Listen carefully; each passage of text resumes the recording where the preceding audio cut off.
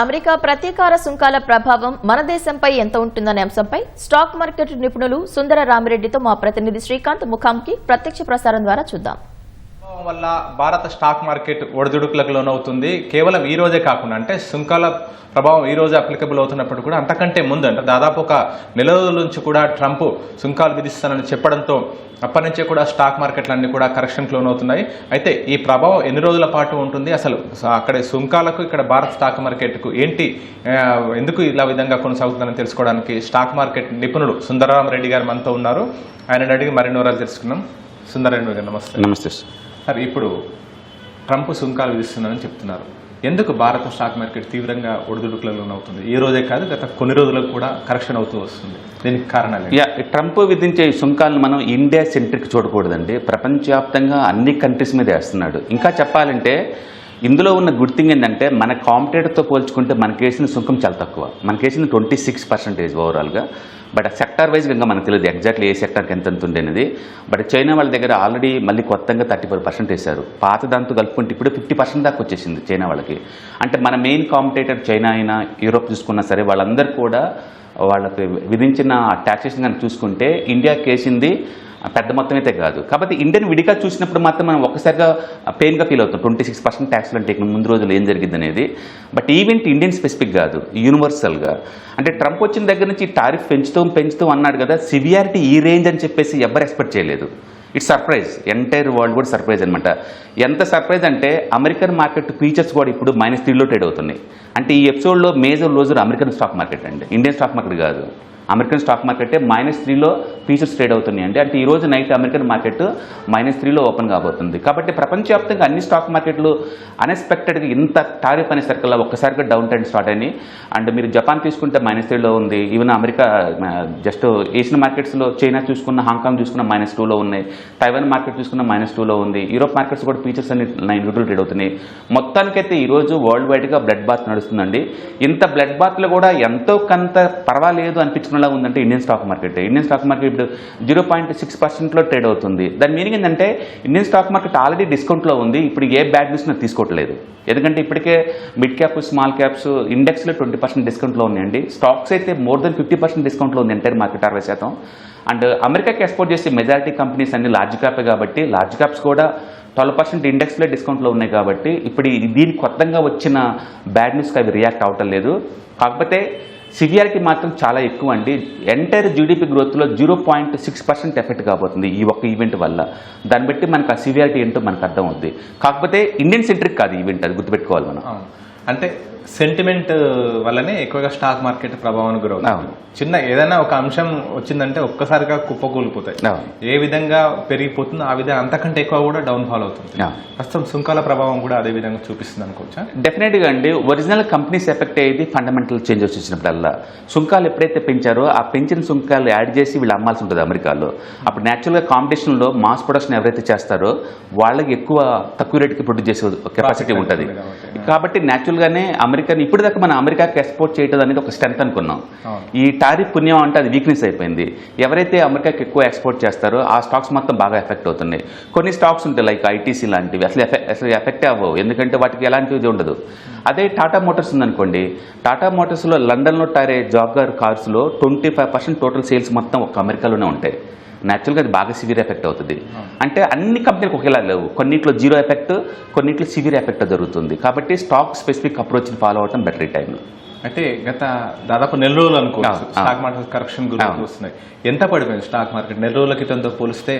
Stock market ఎంత ఉండింది, ఇప్పుడు ఎంత పడిపోయింది? సెన్సెక్స్ కానీ నిఫ్టీ కానీ ఎంత కరెక్షన్ గురవుంది, ఇంకా ఎంత పడిపోయే అవకాశం ఉంటుంది సుంకాల ప్రభావం వల్ల? ఒక సుంకాల ప్రభావం ఈ రోజు అయిపోద్దండి. న్యూస్ పెద్ద ఎఫెక్ట్ ఏమి ఉండదు. ఎందుకంటే మార్కెట్కి ముందే తెలుసు సివియారిటీ ఇంత అని తెలియదు. బట్ ముందే తెలుసు ట్రంప్ ఏదో చేస్తాడు. ఎందుకంటే వాళ్ళు April 2nd లిబరేషన్ డేగా డిక్లేర్ చేసుకున్నారు. దాని మీనింగ్ వాళ్ళు ఏదో చేయబోతున్న విషయం ప్రపంచానికి తెలుసు.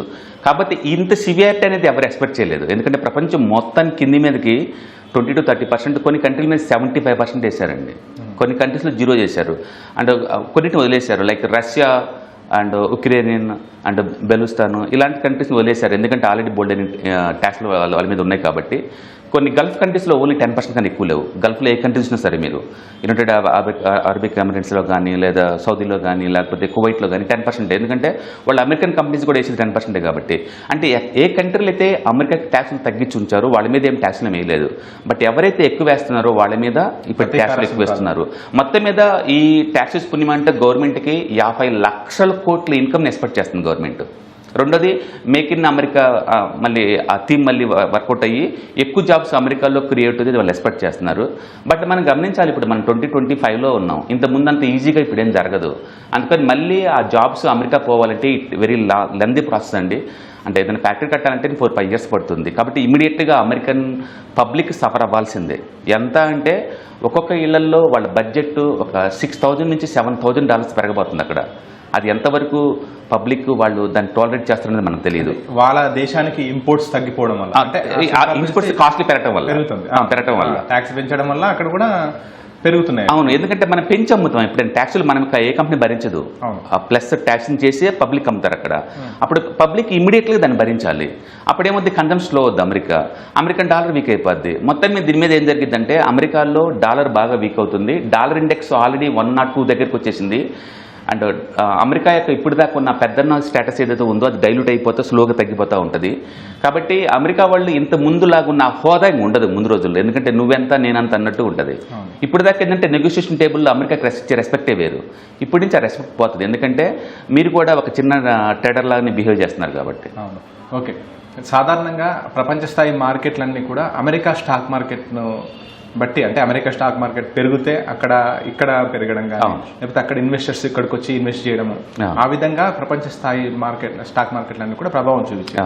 ప్రస్తుతం అమెరికా స్టాక్ మార్కెట్ ఏ విధంగా ఉంటుంది? ఎందుకంటే అక్కడ సుంకాలు పెరగడం వల్ల, అక్కడ ప్రొడక్ట్ రేటు పెరగడం వల్ల వినియోగదారునికి షేర్ రేటు పెరుగుతుంది. ఆ మార్కెట్ పై ఏ విధంగా ఉండొచ్చు? ఈ అమెరికన్ మార్కెట్ ఈ రోజు నైట్ 8 o'clock ఓపెన్ అవుతుందండి. అమెరికన్ ఫ్యూచర్స్ అయితే 24/7 రన్ అవుతాయి. ఇప్పుడు ఆల్రెడీ ఆ మార్కెట్ కూడా -3లో రన్ అవుతుంది. అంటే ప్రపంచం ఎంత సఫర్ అయిందో అమెరికా మార్కెట్ కూడా అంతే సఫర్ అవుతుంది ఇప్పుడు. కొన్ని రోజులు ఏ విధంగా ఉంటుంది? డౌన్ ట్రెండ్ అండి. మార్కెట్ మొత్తం డౌన్ ట్రెండ్ ఉంది. చార్ట్స్ అన్ని చాలా వరస్ట్గా ఉన్నాయి. బహుశా 1 year లోకి అమెరికన్ మార్కెట్ వెళ్ళినా సరే పెద్దగా ఆశ్చర్యపడాల్సిన పని లేదు. ఎందుకంటే ట్రంప్ చెప్పే ప్రకారం ఏంటంటే షార్ట్ టర్మ్ పెయిన్ భరించాల్సిందే అంటున్నాడు. లాంగ్ టర్మ్ గెయిన్ కోసం ఈ షార్ట్ టర్మ్ పెయిన్ భరించాల్సిందే. మేక్ ఇన్ అమెరికన్ చేయాలంటే, కొత్త జాబ్స్ క్రియేట్ అవ్వాలంటే, కొత్త ఇండస్ట్రీలు రావాలంటే ఇదే కరెక్ట్ పద్ధతి. దీని ద్వారా ఏంటంటే ప్రస్తుతానికి టెంపరీగా పెయిన్ ఉన్నా సరే లాంగ్ టర్మ్లో మళ్ళీ అమెరికాలో కొత్త జాబ్స్ క్రియేట్ అవుతాయి, కొత్త ఇండస్ట్రీలు వస్తాయి అంటున్నాడు. పైగా లోకల్ కంపెనీల దగ్గర కొంటే మీకు ఈఎంఐలు ఛార్జెస్ తగ్గిస్తామంటున్నారు, ట్యాక్స్ తగ్గిస్తామంటున్నారు. కాబట్టి లోకల్గా నెక్స్ట్ రౌండ్లో వాళ్ళు ఇన్సెంటివ్స్ ఇస్తారు లోకల్ మ్యానుఫ్యాక్చరింగ్ చేసే వాళ్ళకి. అంటే బయట నుంచి వచ్చే వాళ్ళకి మాత్రం ఈ టారిఫ్ వేస్తారు. కాకపోతే ఎవరైనా కంట్రీ వాళ్ళు నెగోషియేషన్ చేసుకుంటే కనుక తగ్గించే ఛాన్స్ ఉంది కంట్రీ వైజ్గా. బట్ మొత్తానికి ఈసారి ఇచ్చిన యూనిఫామ్గా వరల్డ్ వైడ్ చేశారు కాబట్టి అంత ఈజీగా డౌన్ అవుతాయని నేను అనుకోవట్లేదు. అంటే ఎఫెక్టివ్ ఫ్రమ్ April 5th నుంచి అనమాట. ప్రస్తుతానికి అయితే ఓన్లీ 10% టారిఫే ఉంటాయి. April 9th నుంచి మాత్రం ఫుల్ టారిఫ్. ఓకే, అంటే అప్పుడు ఇంకా స్టాక్ మార్కెట్ ఏమైనా, ఎందుకంటే ట్యాక్సెస్ పెంచడం వల్ల, అంటే సుంకాలను పెంచడం వల్ల, దానివల్ల ఇంకా స్టాక్ మార్కెట్ ఏమైనా ఒడిదుడుకులకు లోనయ్యే అవకాశం ఉంటుంది? ఒక న్యూస్ ఒకసారి ఎఫెక్ట్ చూపించిందండి, ఇంకోసారి ఎఫెక్ట్ చూపించిందని నేను అనుకోను. యాక్చువల్లీ ఇప్పుడు కూడా పెద్దగా ఎఫెక్ట్ అవ్వాల్సిన అవసరం లేదు. బట్ ఈ సివియారిటీ ఇంత అనుకోలేదు మార్కెట్స్. ఎందుకంటే ట్రంప్ April 2వ తారీఖు ట్యాక్స్లు వేస్తామని చెప్పేసి వరల్డ్ వైడ్గా ముందు డిక్లేర్ చేశారు. అదేదో ట్యాక్స్లు 10%, 15% అలా ఉంటుంది. పైగా సెక్టార్ స్పెసిఫిక్ ఉంటుందేమో అనుకున్నారు. యూనిఫామ్గా ఇలా ఉంటుంది అనుకుని ఎవరు అనుకోలేదన్నమాట. ఇన్ని సంవత్సరాల్లో అమెరికా వాళ్ళు ఏంటంటే చీప్ ప్రోడక్ట్ని ఎంకరేజ్ చేశారు వాళ్ళు. ఇక నుంచి ఏంటంటే లేదు, మేడ్ ఇన్ అమెరికా ఉంటేనే మేము ఎంకరేజ్ చేస్తామని చెప్పి చెప్తున్నారు. It's one kind in event అండి. ఒకటి మనకి ఇంట్రెస్ట్గా అబ్జర్వ్ చేస్తే గోల్డ్ ఎప్పుడైతే రెచ్చిపోతుందో స్టాక్ మార్కెట్ ఖచ్చితంగా పెయిన్ గ్రోత్ ఉన్నాయండి సార్. నిజంగా వాస్తవానికి నిజంగా కూడా అవును, మొత్తం స్టాక్స్ అన్ని కూడా కరెక్షన్ గురవుతున్నాయి. కానీ గోల్డ్ మాత్రం విపరీతంగా పెరిగిపోతుంది. దాదాపు ఒక 2-3 ఏళ్ల క్రితం 50,000, 60,000 వరకు ఉన్న తులం బంగారం ఒక్కసారిగా 85,000, 90,000 ఇంకా హైయెస్ట్ కు వచ్చింది. వాళ్ళు ఎందుకు కారణాలు? లాస్ట్ జస్ట్ 1 year లోనే 35% పెరిగిందండి గోల్డ్. ఈ లాస్ట్ ఫైనాన్షియల్ ఇయర్లో 35%. గోల్డ్ ఎప్పుడైనా అబ్నార్మల్గా రియాక్ట్ అవుతుంది అంటే ఇన్సైడర్స్ ఎవరో హెవీగా కొంటున్నారు అని అర్థం. అంటే దే నో సంథింగ్, మనకు తెలియని విషయం ఏదో వాళ్ళకి తెలుసు అనమాట. హిస్టరీ కనుక చూసుకుంటే గోల్డ్ ప్రైస్ ఎప్పుడైనా 20 to 30% పెరిగిన ప్రతిసారి కూడా equity market too much correction గురవుతున్నాయి. ఈసారి కూడా no exemption, equity market too much correction గురవుతున్నాయి. గోల్డ్ ఇంకా ముందుకు పోతుంది. ఈక్విటీలో డిస్టర్బెన్స్ ఉన్నంతకాలం గోల్డ్ ముందుకు పోతూనే ఉంటుంది. ఎందుకంటే గోల్డ్ని మనం ఇన్ఫ్లేషన్ హెడ్జింగ్ కోసం వాడతారు, ఈక్విటీలో డిస్టర్బెన్స్కి బ్యాలెన్స్ కోసం వాడతారు. ఓకే, గోల్డ్ కూడా కరెక్షన్ అయ్యే అవకాశం ఉంటుందా? మరి ఒక్కసారిగా అబ్నార్మల్ గా పెరిగిపోతుంది కదా, ఈ ఇయర్లోనే 30% పెరిగింది. డెఫినెట్గా అండి. ఏదో ఒక పాయింట్ ఆఫ్ టైంలో గోల్డ్ ప్రైస్ ఆగిపోతుంది. ఎందుకంటే ప్రతి అసెట్ క్లాస్ కూడా టూ మచ్ పెరిగింది అనుకోండి, నెక్స్ట్ టైం కరెక్షన్ కానీ లేదా ప్రైస్ కరెక్షన్ కానీ కంపల్సరీగా వస్తుంది. ఈక్విటీ మార్కెట్ ఒకసారి స్టేబుల్ అయింది అనుకోండి, గోల్డ్ ఆగిపోయే ఛాన్స్ ఉంటుంది. నేను అనుకోవటం 1 లక్ష దగ్గర కావచ్చు, అక్కడే ఆగిపోతుంది. గోల్డ్ ఉన్న గొప్పతనం ఏంటంటే పెరగటమే తప్ప టూ మచ్ పట్టాలే ఉండదు. ఈక్విటీ అలా కాదు, ఎవ్రీ ఇయర్ -20 +20 షేక్ అవుతూ ఉంటుంది ఇయర్ కా ఇయర్. నెక్స్ట్ ఇయర్ కూడా ఇలానే అవుతుంది, అంటే ఎవ్రీ ఇయర్ ఇలానే అవుతుంది బై డిఫాల్ట్. బట్ గోల్డ్ అలా కాదు, స్లీపింగ్ గెయిన్ అనమాట. అది ఒకసారి నిద్రలేసింది అనుకోండి 30-40% పెరిగింది, 2-3 ఇయర్స్ ఆగిపోతుంది, మళ్ళీ 20-30% పెరుగుతుంది, 2-3 ఇయర్స్ ఆగిపోతుంది. టూ మచ్ కరెక్షన్స్ రావు. గోల్డ్లో వరస్ట్ కరెక్షన్ అంటే ఒక 7-8% అంతే. ఈక్విటీ లాగా సింగిల్ డేకి పడేంత ఉండదు దానిలో. It's a beautiful asset class. Okay sir, stock market ఎప్పుడు అంటే ఒక 10 ఇయర్స్కి ఒకసారి లేదంటే ఒకసారి ఇట్లా ఒక జోల్ట్ వస్తుంది, ఒకసారిగా తగ్గిపోతుంది. 2007 కావచ్చు, తర్వాత కరోనా టైంలో కావచ్చు, మళ్ళీ అలాంటి సమయమే ఇప్పుడు వచ్చింది అనుకోవచ్చా? దానికి ఈ సుంకాల ప్రభావం కూడా ఉందనుకోవచ్చు. 1 ఇయర్ నుంచి కూడా పెద్దగా స్టాక్ మార్కెట్ గ్రోత్ అయితే లేదు, అబ్నార్మల్ అంతకంటే ముందు పెరిగింది స్టాక్ మార్కెట్, పెరుగుతూ వచ్చింది. కానీ ఒక 1 ఇయర్ నుంచి పెద్ద స్టాక్ మార్కెట్ గ్రోత్ అంత అబ్నార్మల్ అయితే మనం దీన్ని టైం కరెక్షన్ అనుకోవచ్చు. యాక్చువల్గా సివియర్ కరెక్షన్ కూడా కాదు, కాబట్టి మోడర్న్ ఏజ్లో ఉన్నాం కాబట్టి మార్కెట్లో టైం కరెక్షన్స్ అని ఇలానే ఉంటాయేమో తెలియదు, వాలటిలిటీ ఎక్కువ ఉంటుంది కాబట్టి. ఇప్పుడు ఇంటర్నెట్ వచ్చిన తర్వాత, యూత్ మార్కెట్లోకి ఎంటర్ అయిన తర్వాత, కోవిడ్ కాడి నుంచి వచ్చిన స్టాక్ మార్కెట్ బిహేవియర్ వేరేలాగా ఉందండి. ఏజ్ చేసిన సరే అతి అనమాట. Suppose market gap down open అయింది అనుకోండి -300, అంటే I don't be surprise. It's మళ్ళీ వెంటనే +300లో క్లోజ్ అయినా సర్ప్రైజ్ అవడానికి ఏం లేదు. అంటే 600 పాయింట్స్ ఈజీగా మూవ్ అవుతుంది విత్ ఇన్ ది ఇంట్రాడేలోనే. యాక్చువల్గా ఇయర్ మొత్తం మీద నెట్ మూవ్ అయ్యేది మార్కెట్ 700 పాయింట్లు అండి. 95లో స్టార్ట్ అయింది నిఫ్టీ 1000 పాయింట్ల తోటి. ఇప్పుడు మనం 2025లో ఉన్నాం, 23,200 దగ్గర ఉన్నాం. అంటే ఈ 30 సంవత్సరాల్లో యావరేజ్ ఎంత మూవ్ అవుతుంది అంటే సంవత్సరానికి 800 పాయింట్లు మూవ్ అవుతుంది యావరేజ్ మీద అండి. ఇంటర్డేలో 1 డేకి మూవ్ అవుతుంది ఇప్పుడున్న రోజుల్లో. అంత వాలటిలిటీ ఉంది ఇప్పుడు. అంటే ఎవ్రీథింగ్ ఈజ్ ఎమోషనల్. అది ఫీచర్స్ వల్ల కావచ్చు, ఆప్షన్స్ వల్ల కావచ్చు, సోషల్ మీడియా పుణ్యం కావచ్చు, ఎక్కువ మంది యూత్ మార్కెట్లో ఉండి ఎమోషనల్ ఇన్వాల్వ్ అవుతున్నారు కావచ్చు, ఏదైనా కావచ్చు. మార్కెట్లో చాలా వాలటిలిటీ ఇప్పుడు ఎక్కువ ఉంది. ఇప్పుడు పట్టాన్ని మనం టూ మచ్ కరెక్షన్ అని చెప్పలేం, కానీ last 5 years too much bull market run అయింది. అది కొంత ప్రాఫిట్ బుకింగ్ జరుగుతుంది అనుకోవచ్చు. బుల్ మార్కెట్ చాలా ఉంది. అది కొంత కరెక్షన్ గురవుతుంది అంతే. టూ మచ్ సివియర్ బేరిష్లోకి మనం ఎంటర్ అవ్వలేదండి. ఎందుకంటే ఈపీఎస్ గ్రోత్ ఎక్కడ కూడా ఆగలేదు. ఈపీఎస్ అన్ని కంటిన్యూస్గా పెరుగుతూనే ఉంది. అండ్ జీడిపి గ్రోత్ 6.2 నుంచి 6.5 మధ్య రన్ అవుతూ ఉంది. ఇన్ఫ్లేషన్ మంచి కంట్రోల్లో ఉంది. అండ్ ట్యాక్స్ కలెక్షన్స్ లాస్ట్ మార్చి మంత్లో ఆల్మోస్ట్ 1.9 lakh జీఎస్టీ కలెక్షన్స్. కాబట్టి జనాలు స్పెండింగ్ బాగా చేస్తున్నప్పుడు పాజిటివ్ వేనే ఉంది, పాజిటివ్ ఉంది. కాకపోతే వాలటిలిటీ యాడ్ అయింది, ఇతర ప్రభావాలు వాలటిలిటీ యాడ్ అయింది. ఓకే సార్, ఇప్పుడు స్టాక్ మార్కెట్లో మదుపు చేసే వాళ్ళు ఎలాంటి జాగ్రత్తలు తీసుకోవాలి? ఎందుకంటే ఫుల్ వాలటిలిటీ ఉంది కదా, ఇన్వెస్ట్ చేయొచ్చా? ఎందుకంటే బాగా పడిపోయింది కాబట్టి ఇన్వెస్ట్ చేయొచ్చా, లేదంటే జాగ్రత్తగా ఉండి ఇన్వెస్ట్ చేయకుండా ఉండడం బెటర్ ఏంటి? బేసికల్గా మనం ఏదైనా అసెట్ క్లాస్ని మనం 3 వేలో చూడొచ్చండి. ఒకటి వెల్త్ క్రియేషన్ కోసం వాడటం ఒక పద్ధతి, వెల్త్ మెయింటెనెన్స్ కోసం వాడటం ఒక పద్ధతి, వెల్త్ ప్రొటెక్షన్ కోసం వాడటం ఒక పద్ధతి. నీకు ప్రొటెక్షన్ కావాలంటే బ్యాంక్ డిపాజిట్స్. మీకు ₹1 ఉందంటే బ్యాంకులో పెట్టేసేయండి, నెలకు 60,000 చొప్పున జీవితకాలం మొత్తమే ఉంటాయి. అది వెల్త్ ప్రొటెక్షన్. కాకపోతే ఇన్ఫ్లేషన్ తీసుకుంటుంది అందులో ఎంతో కొంత. రెండోది వెల్త్ మెయింటెనెన్స్ ఏంటంటే మల్టీ అసెట్ క్లాస్లో పెట్టండి. అప్పుడేమొద్ది gold, debts, stocks and real estate investment trust వీటన్నిటిలో పెడతారు కాబట్టి బ్యాలెన్స్గా ఉంటుంది. ఈక్విటీ వెల్త్ క్రియేషన్ అండి. ఈక్విటీలో ఉన్న వరస్ట్ ఏంటంటే అది టూ మచ్ 20% మైనస్లో ఉంటుంది. మళ్ళీ నెక్స్ట్ ఇయర్ కల్లా 20% ప్లస్లో ఉంటాయి. అందుకని ఈక్విటీలో ఎవరైనా ఇన్వెస్ట్మెంట్ చేద్దామంటే ఇది గుర్తుపెట్టుకోవాలి, ఇది వాలటిలిటీ అసెట్ క్లాసు. ఇది ఎవ్రీ ఇయర్ కిందకి 20%, పైకి 20% మూవ్ అవటం అనేది దాని నార్మల్ నేచర్ అనే విషయం గమనించాలి. కాబట్టి ఇదేదో కొత్త విషయం, ట్రంప్ వల్ల ఇప్పుడు మార్కెట్ పడుతుంది అనే బదులు కోవిడ్ అప్పుడు కూడా కోవిడ్ రీజన్తో పడింది, అంతకుముందు మనీ డిమానిటరేషన్ అప్పుడు పడింది, ఏదో ఒక రీజన్తో అయితే ఖచ్చితంగా పడుతుంది ఇది. అంటే ఎవ్రీ ఇయర్ యావరేజ్ మీద 20% పట్టడం అనేది నార్మల్ థింగ్ ఈ అసెట్ క్లాస్కి. మీకు అంత వాలటిలిటీ వద్దు అనుకున్నప్పుడు దాన్ని బ్యాలెన్స్డ్ అప్రోచ్ తీసుకోండి. అంటే మల్టీ అసెట్ అలొకేషన్ ఫండ్స్లో పెట్టుకోండి. అది కూడా వద్దు అనుకుంటే డెట్ ఫండ్స్లో పెట్టుకోండి. కాబట్టి మీ ఆబ్జెక్ట్ అనేది, మీ ఫైనాన్షియల్ గోల్స్ అనేది వెల్త్ క్రియేషన్, వెల్త్ మెయింటెనెన్స్ అనేది క్లారిటీగా అనుకుంటే దాన్ని బట్టి తీసుకోవచ్చు. రెండోది, నా రిటైర్మెంట్ కోసం నేను మార్కెట్లో పెడుతున్నాను మంత్లీ 5,000 అనుకుంటే పట్టడం వల్ల ఎక్కువ యూనిట్స్ వస్తాయి, ఇది బ్యాడ్ ఏం కాదు. కాబట్టి మనం టెంపరీగా డిప్ని బ్యాడ్గా చూడలేము. ఇదే విషయం 26లో మనం మాట్లాడుకున్నాం అనుకోండి, అప్పటికల్లా ఇది మంచి ఆపర్చునిటీ కనపడవచ్చు మీకు. ఇప్పుడు రిస్క్లా కనపడుతుంది, బట్ అప్పటి నుంచి చూసుకుంటే ఇది ఆపర్చునిటీలా కనపడచ్చు. అరే అంత తక్కువ రేట్కి వదిలేసిన అనవసరంగా అనిపిస్తుంది. కాబట్టి ఓవరాల్గా మీ గోల్స్ ఏంటి అన్నదాన్ని పెట్టేసి మనం ముందు పోవాలి తప్ప ఒక ఈవెంట్ బేస్డ్గా మనం డిసిషన్ తీసుకోలేము. అంటే మార్కెట్ పట్టం లేవటం అనేది ఇట్స్ ఎమోషనల్. మనం స్ట్రాటజిక్గా బిహేవ్ చేయాలి తప్ప ఎమోషనల్గా పడింది కాబట్టి భయపడి దూరంగా పడటం, పెరుగుతుంది కాబట్టి దగ్గర రావడం లాంటి చేయడం ద్వారా వెల్త్ క్రియేట్ అవుతుంది. కాబట్టి మీరు మీ లాంగ్ టర్మ్ గోల్స్కి స్టిక్ అవ్వండి.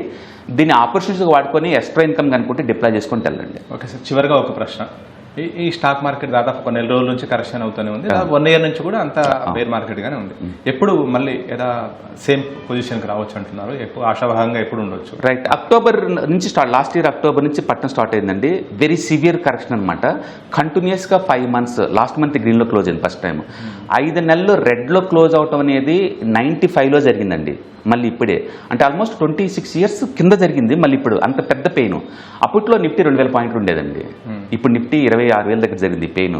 అంటే ఇప్పుడు ఈ పెయిన్ టాలరేట్ చేస్తున్న యూత్ ఇన్వెస్టర్స్కి మనం సల్యూట్ చేయొచ్చు. ఎందుకంటే మామూలు పెయిన్ కాదు, హిస్టరీలో మనకు కనీ విని పెయిన్ ఇది. కొన్ని స్టాక్స్ అయితే 50% డ్రాప్ అయినా తట్టుకొని నిలబడడం అంటే మామూలు విషయం కాదు. అందుకని ఇప్పుడు ఇన్వెస్టర్స్లో ఏంటంటే పేషెన్సీ ఉంది, అంటే గేమ్ అర్థమవుతుంది, బ్యాక్గ్రౌండ్ టెక్నాలజీతో వస్తున్నారు, ఎక్స్పీరియన్స్తో వస్తున్నారు. కాబట్టి వాళ్ళు ఇలాంటి వాటిని ఈజీగా హ్యాండిల్ చేయగలుగుతారు. అండ్ ఎక్కువ అలొకేషన్స్ కూడా మ్యూచువల్ ఫండ్స్ అండ్ స్టాక్స్కే ఉన్నాయి. ఎఫ్ఎన్ఓస్లో పెద్ద గేమ్ లేవు మార్కెట్లో పబ్లిసిటీ ఇచ్చినంత ఈజీగా. మ్యూచువల్ ఫండ్స్ చూడండి, మంత్లీ 25,000 కోట్లు పంప్ చేస్తున్నారు, ఏమాత్రం తగ్గలేదు. ప్లస్ ఆర్ మైనస్ 2% అవ్వచ్చు, అది వేరే సంగతి. బట్ కంటిన్యూస్గా పెడుతూనే ఉన్నారు మార్కెట్లో. అందుకని ఆ మ్యాసివ్ స్కేల్లో జనాలకు అర్థమైంది ఈ అసెట్ క్లాస్లో వల్టిలిటీ ఉంటుంది, ఏదో ఒక న్యూస్తో షేక్అవుట్ అవుతుంటుంది. But long term point of wealth create చేసిన విషయం వాళ్ళకి అర్థమైపోయిందండి. అందుకని వాళ్ళు ఇన్వెస్ట్ చేస్తూనే ఉన్నారు. సో ఆగస్ట్ నుంచి అక్టోబర్ నుంచి పడుతూ వచ్చిన ఈ మార్కెట్స్ మన మార్చి మంత్లో బాటమ్ అవుట్ అయిందండి. అంటే 22,000 దగ్గర. మళ్ళీ అక్కడ నుంచి బౌన్స్ అయింది అనమాట. ఒక 1,500 points కంటిన్యూస్గా పెరిగింది 1 weekలోనే. మళ్ళీ ఇప్పుడు ఈ ట్రంప్ టారిఫ్ అంటే బ్యాడ్ న్యూస్ తోటి మళ్ళీ షేక్అవుట్ అవుతున్నాయి. నేను అనుకోవటం ఏంటంటే 22 దగ్గర సపోర్ట్ తీసుకొని 2-3 months టైం కరెక్షన్ అయ్యి అక్కడ అక్యుములేషన్ ఫామ్ అయ్యి మళ్ళీ అక్కడి నుంచి జర్నీ స్టార్ట్ అవుద్ది. సో మొత్తానికి దివాళీ కల్లా మనం బాటమ్ అవుట్ అయిపోయి కన్సాలిడేషన్ అయిపోయి మళ్ళీ అప్ ట్రెండ్ స్టార్ట్ అయ్యే ఛాన్స్ ఉందన్నమాట. మొత్తానికి 2025 అంటే కన్సాలిడేషన్ ఇయర్గా మిగిలిపోద్దండి. కాబట్టి conservative expectations maybe Nifty maybe gain ఒక 7 to 10% అలా గెయిన్ ఎక్స్పెక్ట్ చేయొచ్చు. But real bull market going to start with 2026. Okay sir, thank you. Stock మార్కెట్లో సెంటిమెంట్ పరంగా కరెక్షన్ అనేది సాధారణం అని చెప్పి కూడా స్టాక్ మార్కెట్ నిపుణులు చెప్తున్నారు. దానికి సుంకాల భయం కూడా తోడైంది. అయితే ఒక 5-6 నెలల్లో అంటే దీపావళి వరకు కూడా తిరిగి మళ్ళీ స్టాక్ మార్కెట్ యథావిధిగా పుంజుకునే అవకాశం ఉంటుంది. ఆలోపు ఒడిదుడుకులకు లోనైనప్పటికీ కూడా ఇప్పటికే స్టాక్ మార్కెట్ పూర్తిగా కరెక్షన్లో ఉంది కాబట్టి అంతకంటే ఎక్కువ కరెక్షన్ జరగదు. ఒక సుంకాల ప్రభావం చూపించినప్పుడు కూడా అంతకంటే ఎక్కువ ప్రభావం గురి కాదు. కాబట్టి త్వరలోనే ఒక 4-5 నెలల వ్యవధిలోనే తిరిగి స్టాక్ మార్కెట్ యథావిధిగా పుంజుకుంటుందని చెప్పి కూడా స్టాక్ మార్కెట్ నిపుణులు సుందర్ రామిరెడ్డి చెప్తున్నారు. Over to you.